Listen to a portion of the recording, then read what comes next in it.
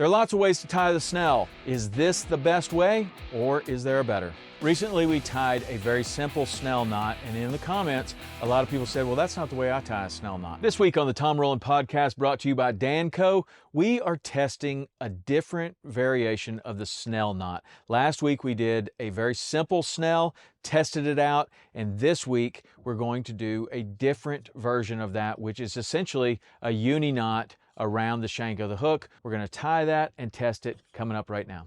There are a lot of different ways to do the snell. Last week we did a very simple snell, which many people commented that's the easiest way they've ever seen to do a snell. This week we're going to tie a uni knot basically around the shank of the hook. So you want to, when you're going to snell, especially with a circle hook, we're going to go through the front of the eye. So the front would be on the same size as the point of the hook, rather than going through the other direction. And the reason I do that is because when you go to set the hook, it will pull the point towards the fish's mouth rather than away from the fish's mouth. So it does give you a little bit of leverage there. And so the way we're going to do this is we put it through the eye, as I told you, and then I'm going to put my fingers around the eye of the hook, and I'm going to make a loop exactly like I would if I was going to tie a double uni knot around the standing line. So now I have the standing line coming through the eye of the hook, and I have a loop like I'm going to tie a uni knot around the shank of the hook. So now I'm going to pass this through the loop and around the shank of the hook. I'm going to do it 7 times. So that's 7 right there. Okay, so we've now formed the knot.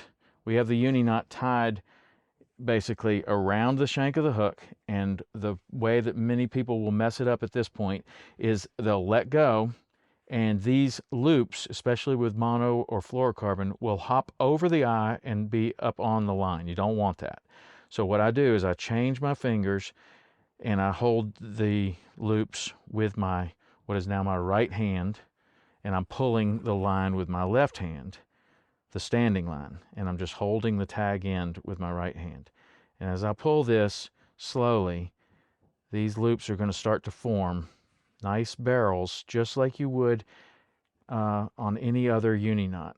Then I hold the tag end with my right hand, and I'm pulling the standing line with my left.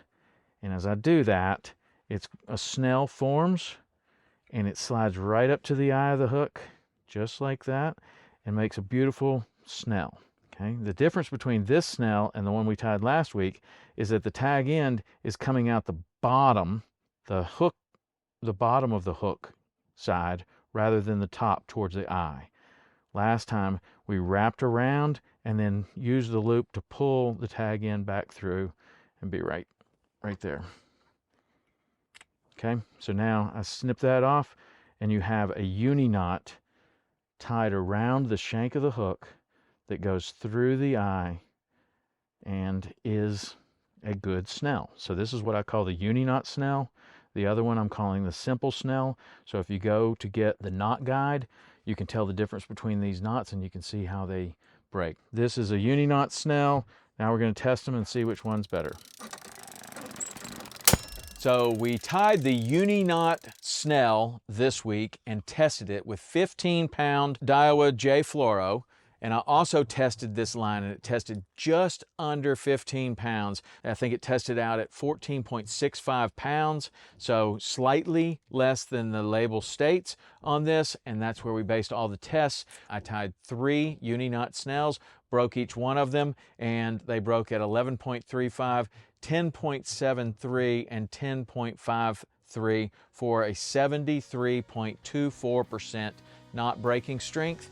And you can go and see how that stacks up against all the other knots, including the simple snell that we tied last week. You go to TomRowlandPodcast.com, download the free knot guide, and you can see how all the knots stack up in their breaking strength. It's guaranteed to make you a better angler.